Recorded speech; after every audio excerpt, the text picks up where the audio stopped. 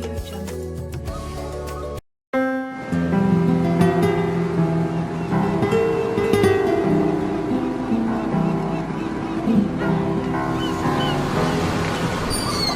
in the waters of the Sea of Cortez, far below the sunlit surface, lurks a creature the locals call the Red Devil.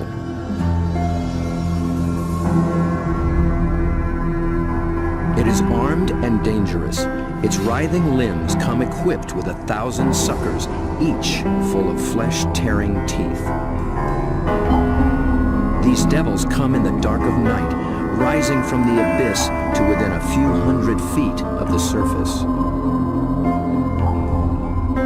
They are large, aggressive, in-your-face squid called the Humboldt. They're one of the most formidable predators in the ocean, and almost nothing is known about them.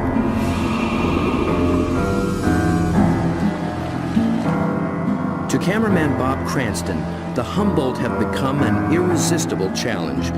He's one of the few who descended into their midst, at depths where others fear to follow. But his last encounter was a close call. It was 3 years ago in these very waters. Bob's goal was to film these beasts up close in the open ocean. The usual white filming lights create a circle of light that acts like a wall, keeping the squid at bay. So Bob descended with red lights that diffuse almost immediately.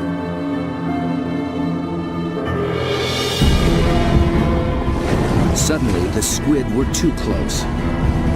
For an instant, it seemed they would tear him apart.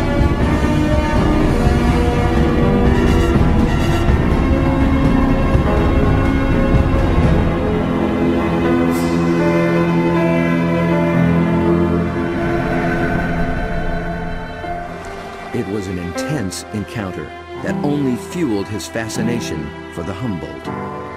They came right for me with no fear.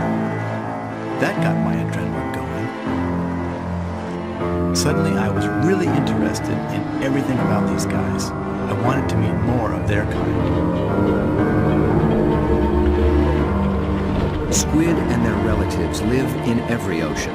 Getting to know the family will take Bob on quite a journey. And if diving with red devils is anything to go by, he'll need the help of some top-notch guides.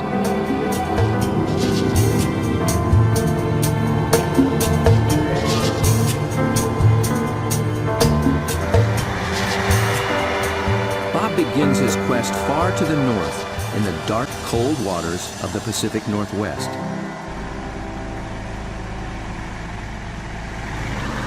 In the maze of bays and inlets along the coast of British Columbia, there dwells the giant of its kind, but it's secretive and very hard to find. Bob's asked Dr. Peter Ward for help. Peter is a paleontologist and an expert on the origins of this creature. He has decades of experience in these waters, and there's no substitute for local knowledge. So Bob, I got some maps of the underwater area we're going to go see tomorrow. Nice thing about this, these are really high-quality side-scan sonars, and they give images in great detail. From these, we can pick out caves or dens, really, where the creatures that we seek can be found. Face to face with my camera. Whatever. Bob's been filming underwater for more than 30 years. He's one of the best at very difficult diving. It's a rebreather, a closed circuit rebreather. The CO carbon dioxide is pulled out, add a little oxygen, it comes back and you breathe it, the same as the guys who walked on the moon. It's really cool. I can stay down there with the creatures and film them for as long as I can stand the cold. The water registers 47 degrees. Without a dry suit, a diver could slip into unconsciousness from the cold in just half an hour. Waterproof zipper. Same zipper they use in spacesuits. Only in a spacesuit, I think they pressurize it. In this suit, you get vacuum packed. Get all these fancy lights. That one means low. Getting a little warm. I'll get in the water soon.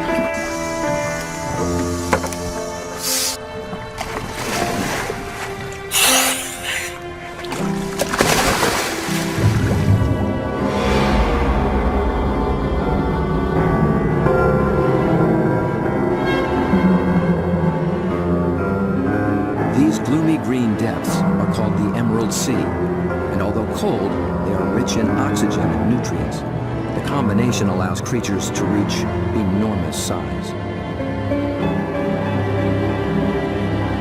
Down at 60 feet, Bob and Peter pick up a trail of broken and discarded shells. A dead giveaway. Something strong and very hungry has come this way, and often.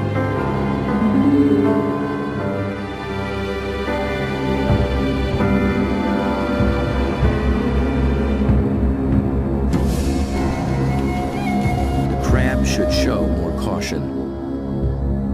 It's up against a devious and determined predator.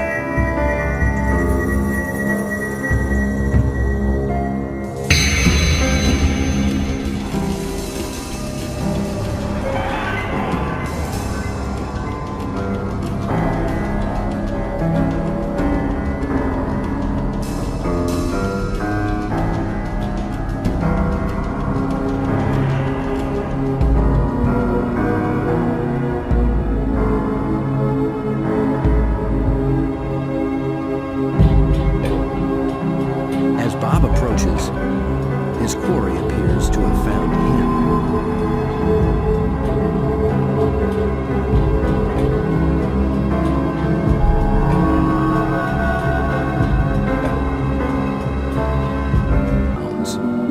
It's the largest octopus in the great clan called the cephalopods, the group that unites the octopus and squid. It's an ancient tribe, the first large predators in the sea.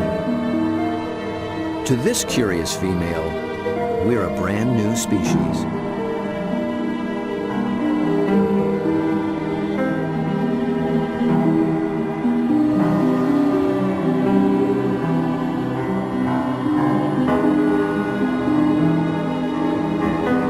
Cephalopod means head-footed, a good beginning in deciphering the octopus's amazing design.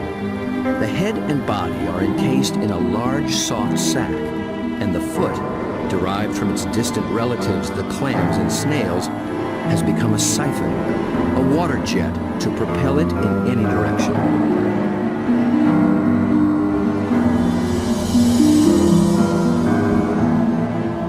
A long time ago, its ancestors wore a shell, but the octopus has given that up. Yet for creatures with such tasty flesh, the lack of protection presents a problem. A cephalopod solution, the most extraordinary skin in the animal kingdom. In an instant, it can change color, pattern, and texture, and with no bones to confine its shape, the creature can virtually disappear.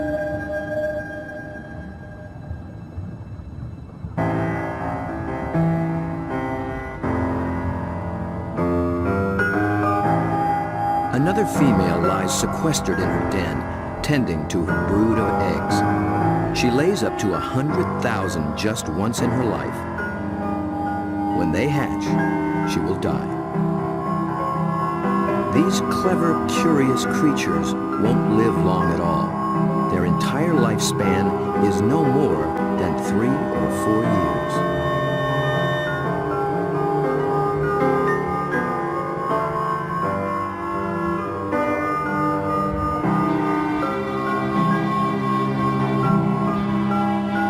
Transparent babies are no bigger than a grain of rice, but within a year, they'll be giants.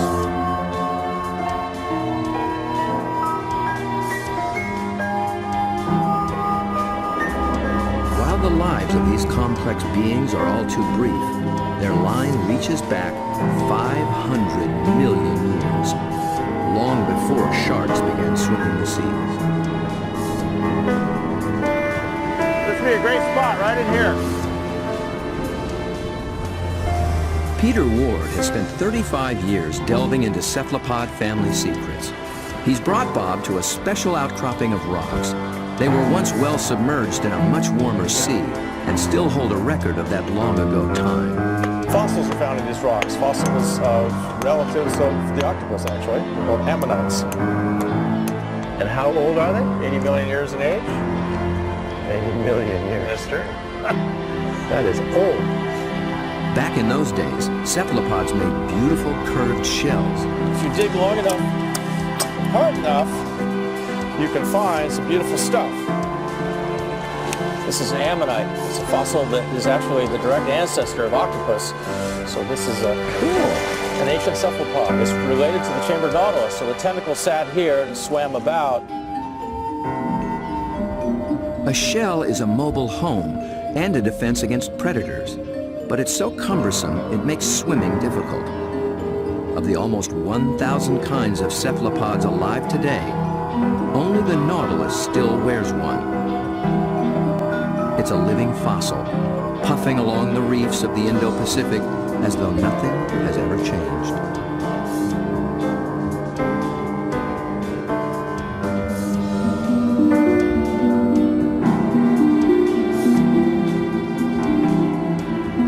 Bob returns for one last dive with the octopus.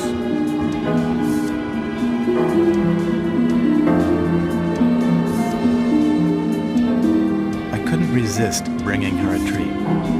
All cephalopods are carnivores, and they love crabs. This creature actually reached out to me. I could sense her interest, her intelligence. I could see it in her eyes. There's something about the eyes of these animals just draw human observers in, and especially with the octopus and the cuttlefish, they definitely make visual eye contact with you and maintain it. Dr. John Forsyth studies these creatures' amazing physiology and complex behaviors. And I've come in and played games with octopus where I'll duck down, they'll raise up and look at me, and then I'll raise up and they'll duck down, and this will just go on for 15 or 20 minutes. Like this guy, I can barely see him over there, but if I look up, see, he's coming up. Because I think they look for our eyes. I think they try to make contact with our eyes as well. And I think that's what draws us into watching these animals. Whereas a fish, sometimes I look at a fish and I'm not sure where it's looking. They just have these blank, cold stares. But with a cephalopod, it's really never like that. At the National Resource Center for Cephalopods in Galveston, Texas, John maintains quite a collection. There are several kinds of octopuses, a school of small squid, and another relative, the cuttlefish. For John, the eyes of a cephalopod are not just the windows to its soul. They tell you a lot about how the animal lives. The octopus has a rectangular pupil that captures light reflected off the sea floor. Squid's large round eyes are adapted to seeing darting prey in the twilight of the open ocean. Cuttlefish dwell in both worlds, and their complex eyes can actually change shape to accommodate their travels.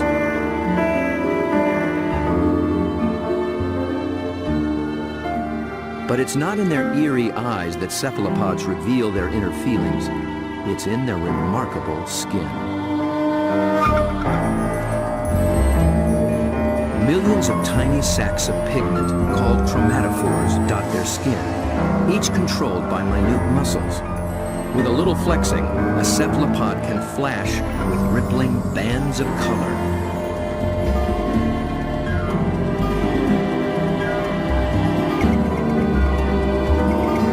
Any sort of excitement, danger, desire, aggression, passion, and their skin lights up.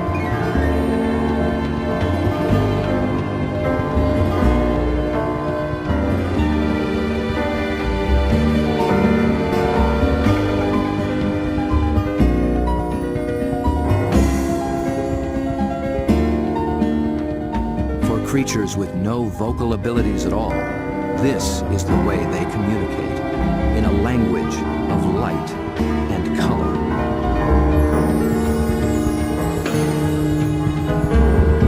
And like an octopus, a cuttlefish can transform its texture, matching its surroundings, hiding in plain sight. Given their camouflage capabilities, it's no wonder we're still learning just how many kinds there are.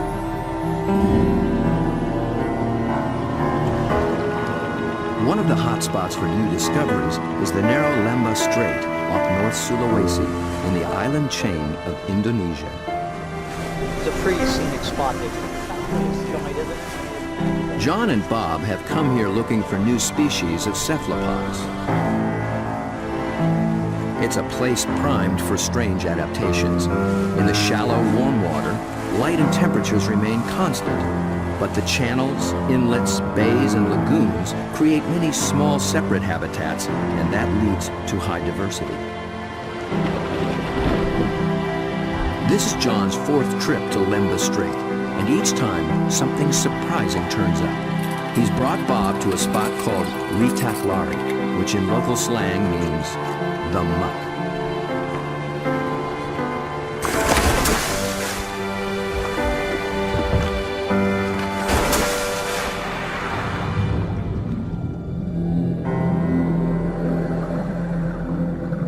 At first glance, it's a vast, flat disappointment.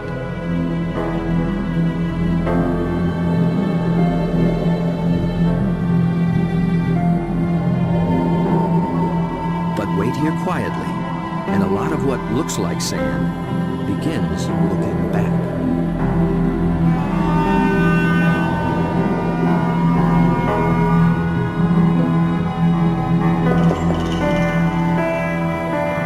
From the still of the muck to the roaring straits, a lot of effort goes into not standing out. Drifting reeds are actually floating razorfish. And the end of a few branches turn into ornate ghost pipefish.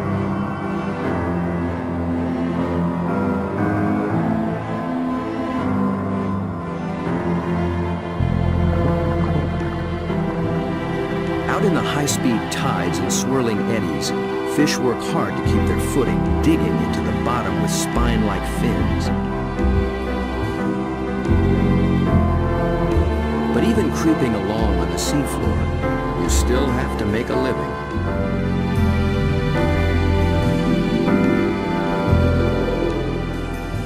A harmless-looking weed rolling in the current is a hairy frogfish trolling for a meal.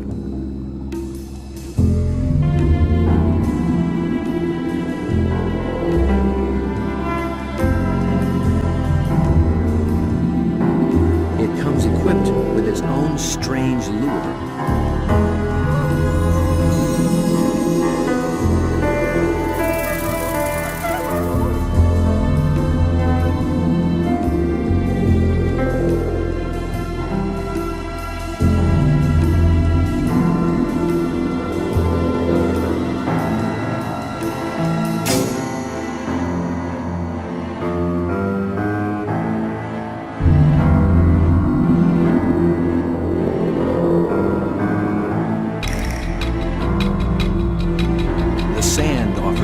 Retreat, but the crab has already been spotted. A marginated octopus is the perfect little predator here. Good camouflage, good eyesight,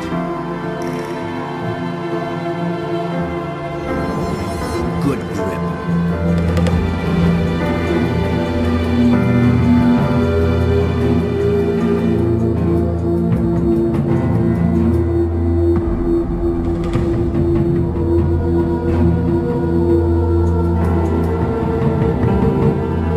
Soft-bodied octopus has one more weapon up its sleeve to subdue the crab's claws: venom. It finds a chink in the crab's armor, injects a neurotoxin, and the struggle is over.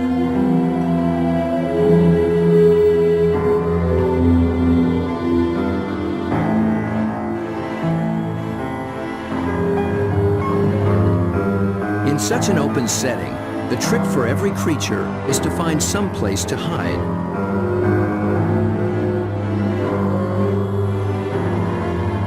An octopus fits in just about anywhere, and John finds one tucked into a piece of discarded pipe. Perhaps there is something in cephalopod memory that recalls having a shell. Bob and John find this little octopus ambling along with a dark brown bottle tucked under his arms. The The bottle turned out to be his home, and he took it with him everywhere. So I thought I'd offer him a new fancy place and see if he's interested in trading spaces.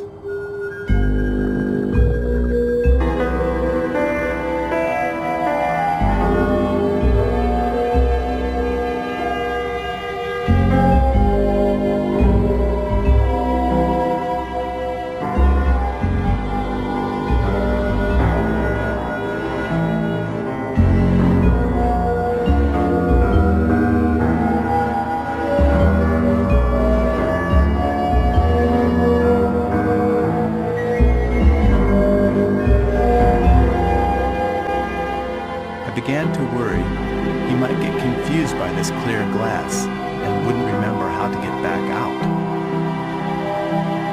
But after a few minutes, he slipped through the opening and went straight back to his old brown bottle. He'd made his choice. I think the clear glass was a little too bright, and besides, there's no place like home, especially when you can take it with you.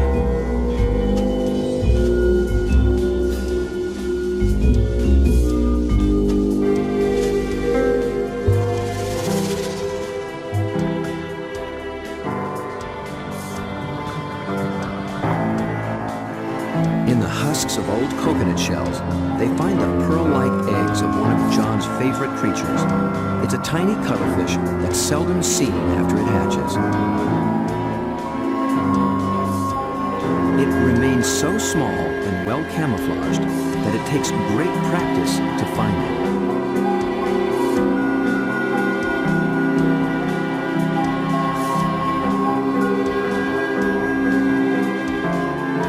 Down on the sea floor, it appears to walk across the bright stones, its rippling colors blending in and standing out. It's called the flamboyant.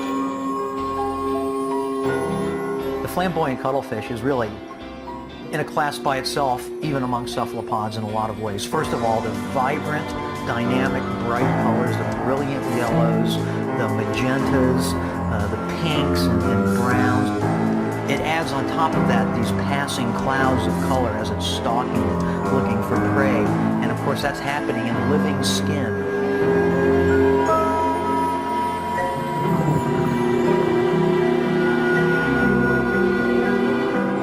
A lot of these animals are surprisingly bold.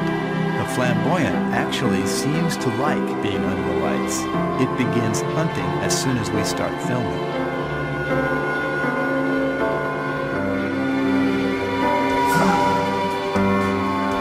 My video lights attract little shrimp and crustaceans.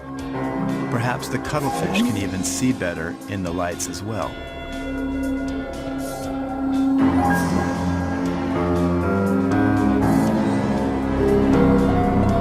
It's only when John sticks out an enormous hand that we see the scale of this little hunter. Next to a 6-foot Humboldt and a giant octopus, it's hard to believe it's one of the family.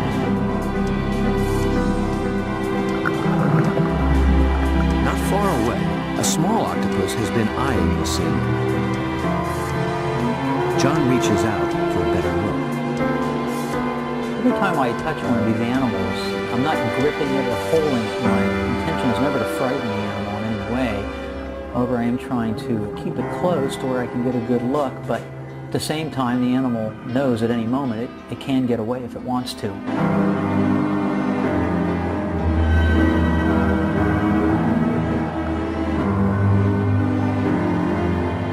This octopus gets away all too soon.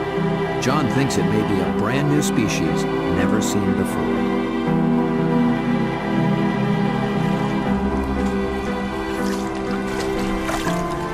I don't know, Bob. I'm not sure what that is, but it could be a new one.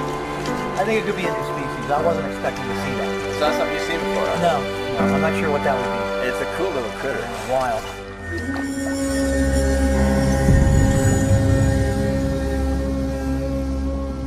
The waters of Sulawesi are full of new discoveries, and one is an octopus designed with a special brand of disguise.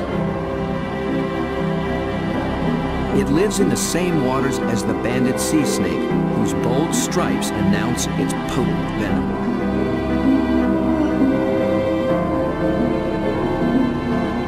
These are banded arms that can make the same impression. When disturbed, the octopus flashes and intensifies the stripes, becoming a sea serpent, coiled and deadly.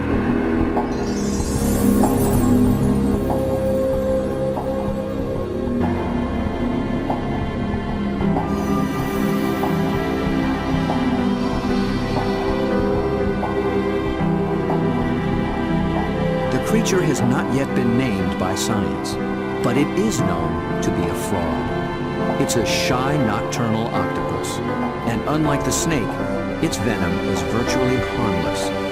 Its stripes are simply a ruse to intimidate would-be predators.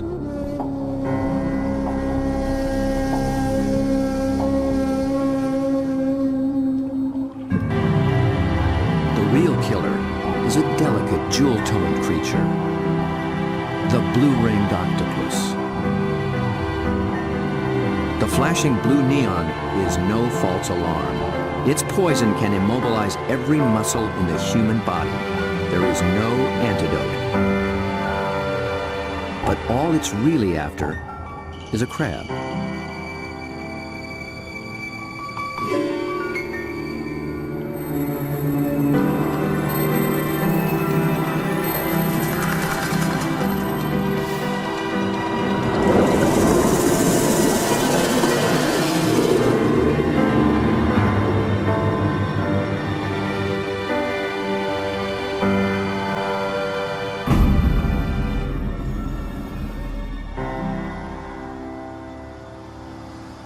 The blue-ringed is notorious along the coast of Australia, but it's one of Dr. Mark Norman's favorites. As curator of marine invertebrates at Museum Victoria, his fieldwork in all 7 seas has revolutionized what we know about cephalopods. It's really hard to estimate how many species of cephalopods, or in particular octopuses, we have worldwide, because we're still in the period of discovery. They thought there was about 100 species of octopus in the world, and we've found 150 new species in the last 10 years through the Indian and Pacific Oceans and Australia and up through Asia. And these groups of animals, it's not hard to find new species. Almost everything we touch is new.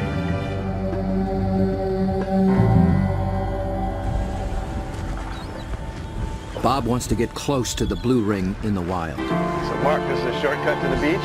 Yep, it's a great place to collect crabs. Through the graveyard, eh? Yep.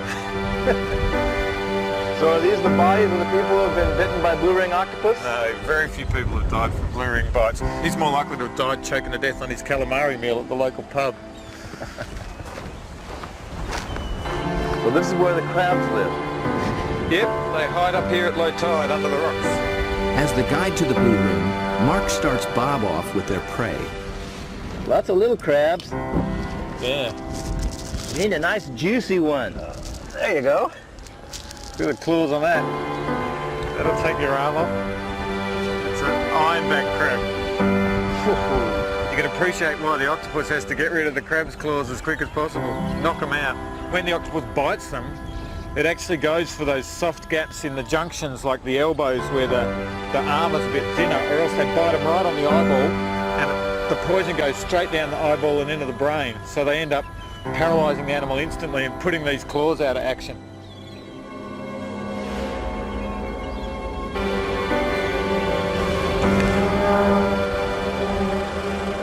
The dive begins after dark, when blue rings are most active. And it's not off some wild remote beach. The deadly blue ring lives just beneath the town pier.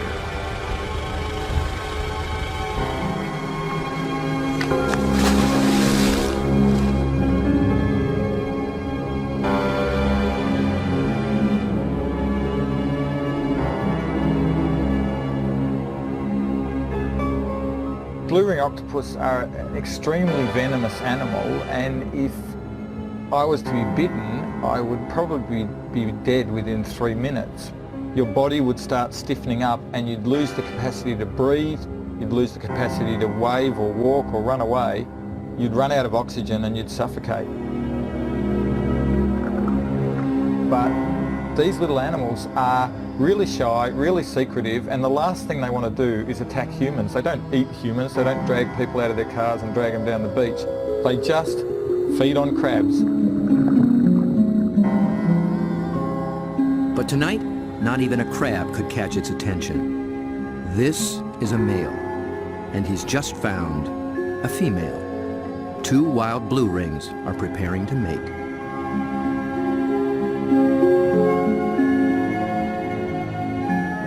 They keep their colors subdued to avoid attracting attention, especially from competing males. No flashing their electric blue. A temporary aquarium helps Bob film what happens next. After a few minutes of courtship, the male gently slips a special arm into the female's gill slit. He's depositing a packet of sperm, which she will use later to fertilize her eggs.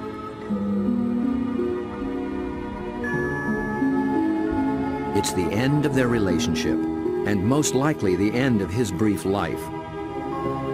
That was all he needed to accomplish. Just beneath the very same pier is another cephalopod almost never seen in shallow water. New research finds that they too pack a poisonous punch, but their bright little stripes have earned them a harmless nickname, the pajama squid. I think these cephalopods are the closest to the cartoon characters. Their little black and white suits and their little frilly lashes behind their eyes and the yellow on the top of the eyes, they're just straight out of a comic book.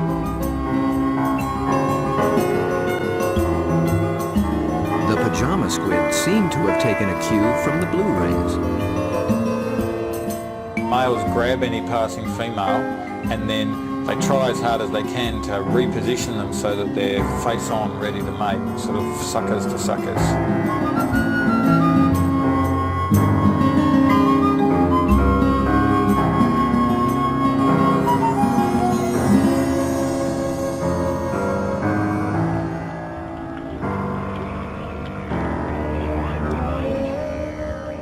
The mating season is also picking up off Australia's southwestern coast. In one small bay, giant cuttlefish have begun to assemble. They leave deep water and enter the shallows once a year for 3 to 4 weeks.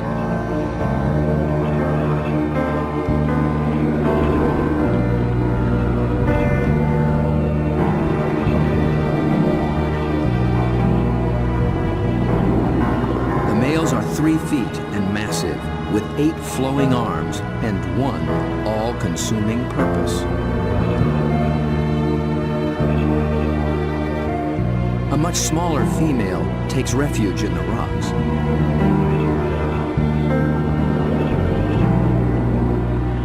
The males waste no time taking on their rivals. They flash and ripple with aggression. Their control is so subtle that they can isolate and flex just the flank facing the opposing male. The other flank communicates a solid, dependable side to any nearby female.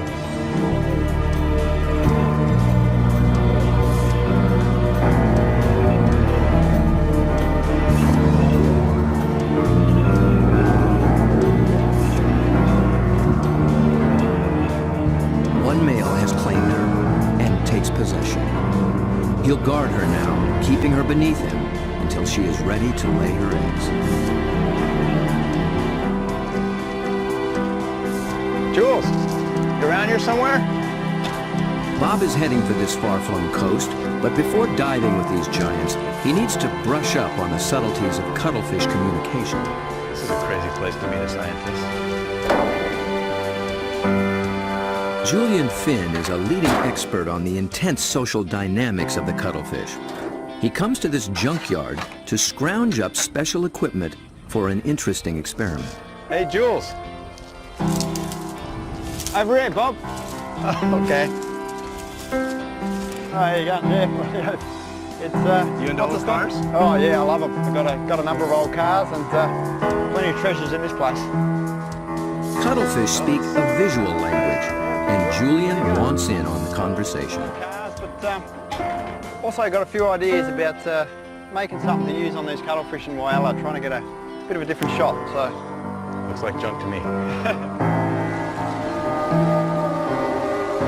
Meanwhile, the cuttlefish continue to gather.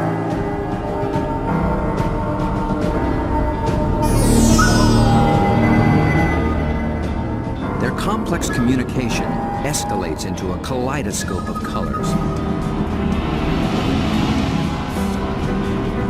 Opponents toss each other in the rolling tide, and things start getting rough.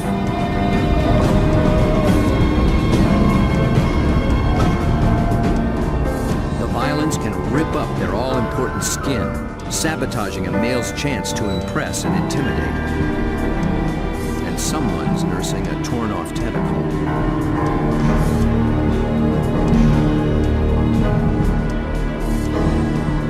In a temporary standoff, a large male guards his female from two other heavyweights, while a little male, too small to take seriously, hovers on the sidelines.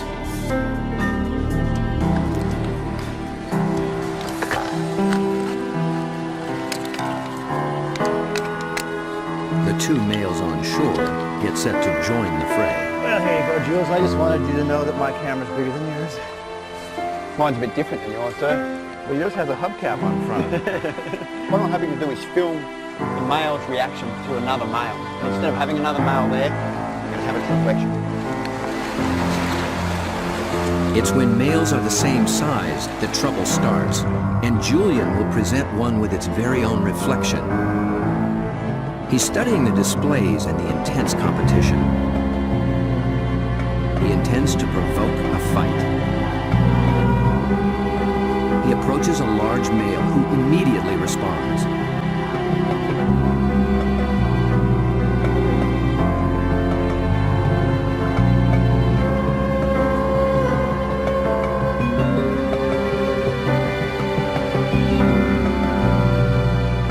The cuttlefish becomes increasingly absorbed with his own image, but instead of a conflict, the story takes a surprising turn.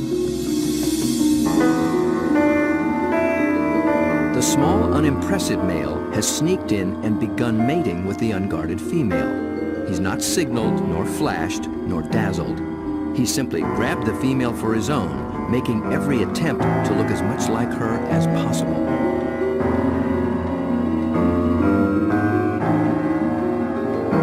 The aggressive male makes no headway with the mirror and finally moves off to resume his duties.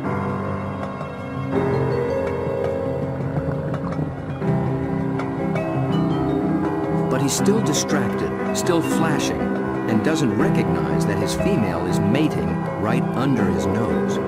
The little male looks so like another female, he doesn't see the threat.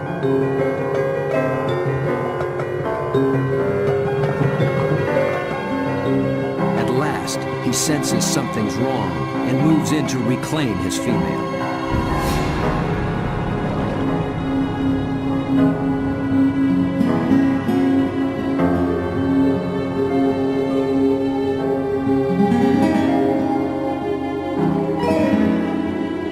To re-establish their relationship, he presents her with the gift of a crab.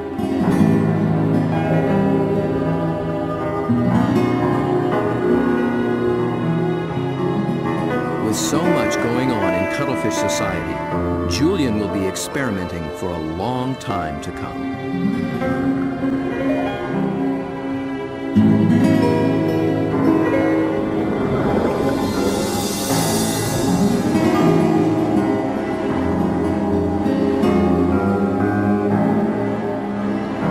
Julian's attempt to interact with the cuttlefish and crack their code has given Bob a daring but dangerous idea.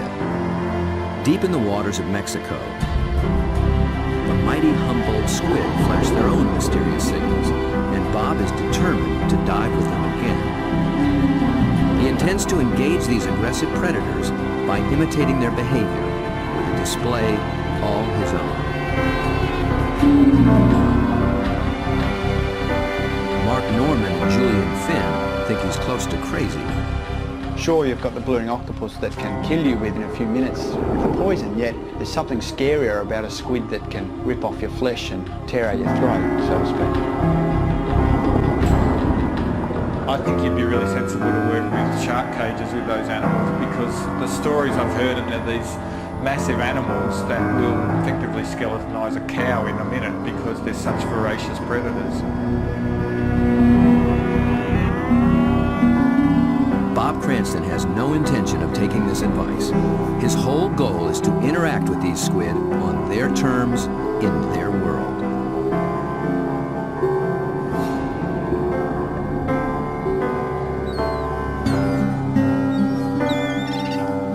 In the small town of Santa Rosalia, on the edge of the Sea of Cortez, being a fisherman takes a certain courage. Lose people every other year. Somebody dies. I had a friend that they found floating in the ocean last year. It's lucky they found him because they're carnivorous. They'll eat you. I mean, they will eat you. The squid will eat you. If you fall into the ocean, they'll get you with their tentacles. You'll drown, and then all the rest of them will just eat you.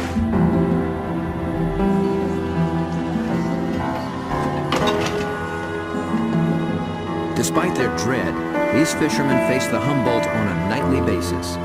Bob will need their help if he hopes to find when and where the squid are rising.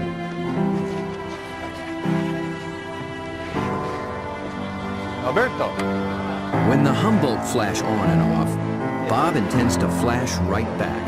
Yo no sé. This is a flashlight, big flashlight for squid. We're gonna... Estos loco, see?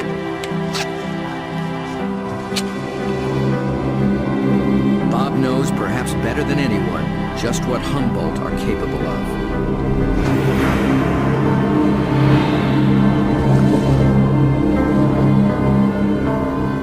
But it's not fear that he feels. It's an intense fascination for such alien creatures in a world so different from our own. For me, there's just something about these animals. Maybe it's because this type of diving in itself is a great challenge. It's hard to work at these depths. I've managed to go down and physically touch these fantastic creatures, but somehow they're the ones that have taken a hold of me.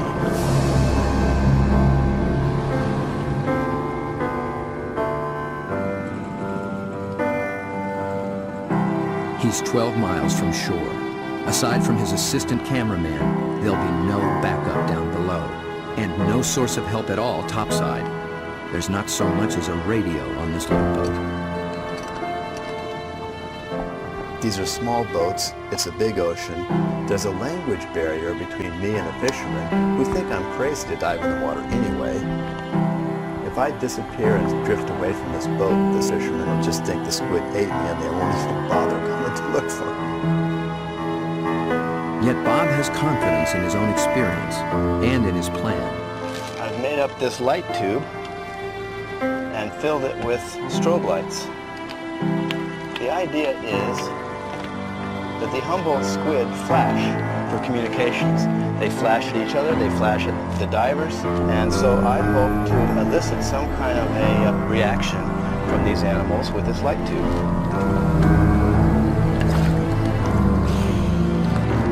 Beneath the boat lies 1,000 feet of open water and sea monsters.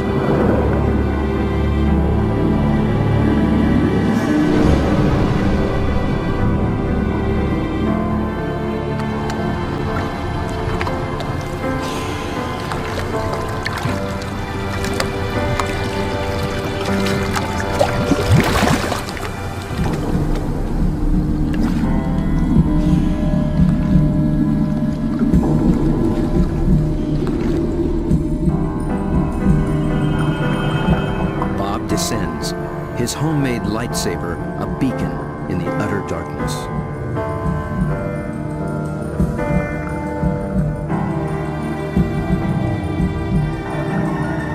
Right away, there's a complete surprise. Mobile arrays. They're seldom seen in a school like this. Already the night has taken on unexpected possibilities.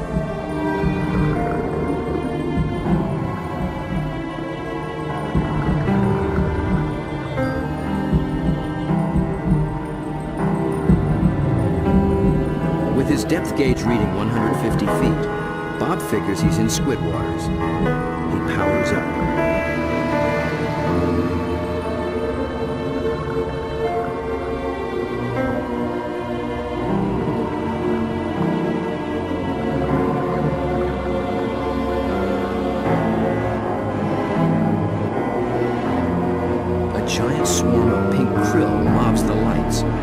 Suddenly, Bob's in the middle of a midnight feeding frenzy.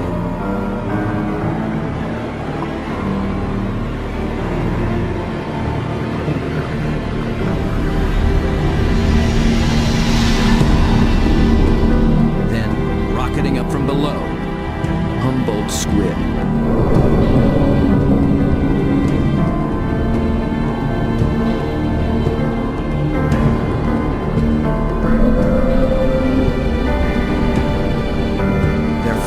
Red and white. Bob tries to get clear of the krill into better visibility. And he's caught the squid's attention.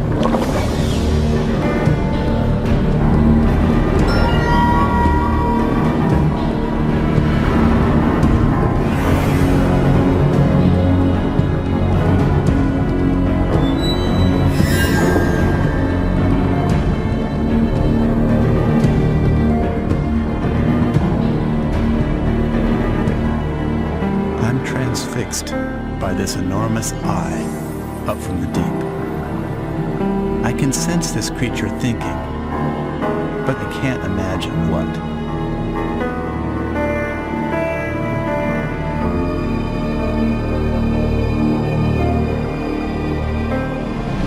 A minute later, contact. The squid grabs hold, testing the light the only way it can.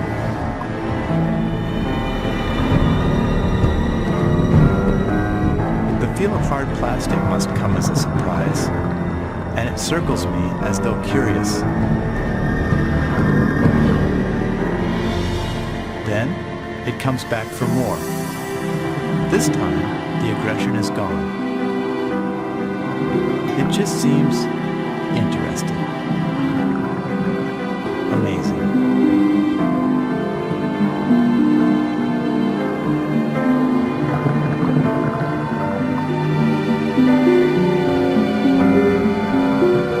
We play for a moment.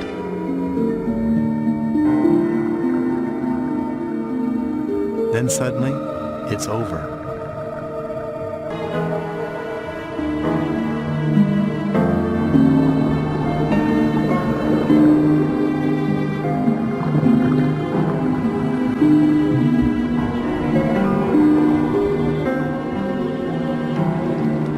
The fishermen are relieved just to see me alive, but I climb back in the boat, knowing something remarkable has just happened.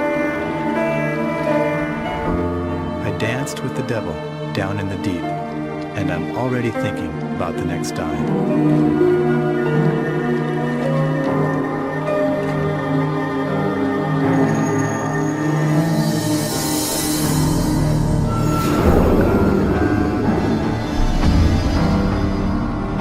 It's certain that Bob will return to dive again with the mysterious Humboldt, perhaps with a new strategy on how to make contact. He's just at the beginning of this extraordinary quest.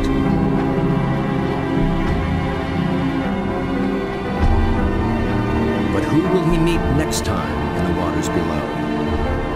Friend or foe?